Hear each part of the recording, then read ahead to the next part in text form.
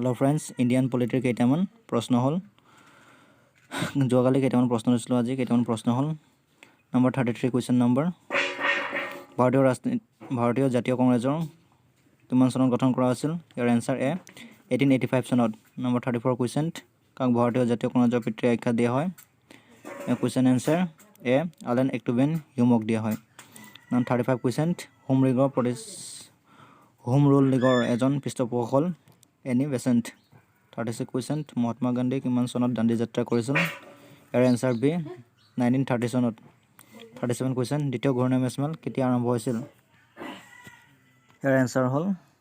B 1931 চনত 38 question সাম্প্ৰতিক বাটোৱাৰা কিমান চনত ঘোষণা কৰা হৈছিল আনসাৰ ইয়াৰ সি 1932 চনত 39 কোৱেশ্চন কোনে আজাদ হিন্দ ফৌজৰ গঠন কৰিছিল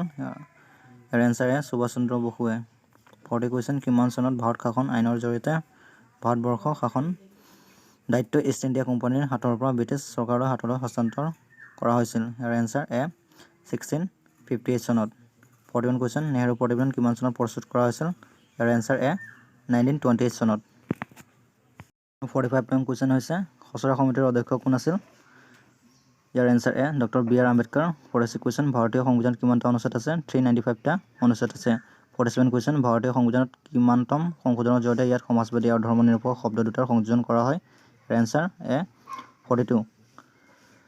48 কোৱেশ্চন ভাৰতীয় সংবিধানত কিমানতম সংশোধনীৰ মতে সম্পত্তিৰ অধিকাৰক মৌলিক অধিকাৰ তালিকাৰ পৰা বহিষ্কাৰ কৰা হৈছে 44তম সংশোধনীৰ জৰিয়তে 49 কোৱেশ্চন ভাৰতীয় সংবিধানৰ মৌলিক অধিকাৰ কেইটা আছে 6টা 50 কোৱেশ্চন ভাৰতীয় সংবিধানত কিমানতম সংশোধনীৰ জৰিয়তে 10টা মৌলিক কৰ্তব্য সংযোজন কৰা হৈছে ইয়াৰ আনসাৰ এ 42 51 কোৱেশ্চন হৈছে ভাৰতীয় সংবিধানৰ কিমানতম নিৰ্দেশাত্মক নীতিসমূহ সন্নিৱিষ্ট কৰা হৈছে ইয়াৰ আনসাৰ বি চতুৰ্থ অধ্যায়ত 52 কোৱেশ্চন ভাৰতীয় সংবিধান অনুসৰি ৰাষ্ট্ৰপতিয়ে কেই প্ৰকাৰৰ জৰুৰী অৱস্থা ঘোষণা কৰিব পাৰে ইয়াৰ আনসাৰ বি এক প্ৰকাৰৰ 53 কোৱেশ্চন ভাৰতীয় সংবিধানৰ কিমান নং অনুচ্ছেদ অনুসৰি ভাৰতবৰ্ষৰ সকলো নাগৰিকৰ মৌলিক অধিকাৰ ব্যৱস্থা আছে আনসাৰ এ 326 নং অনুচ্ছেদ অনুসৰি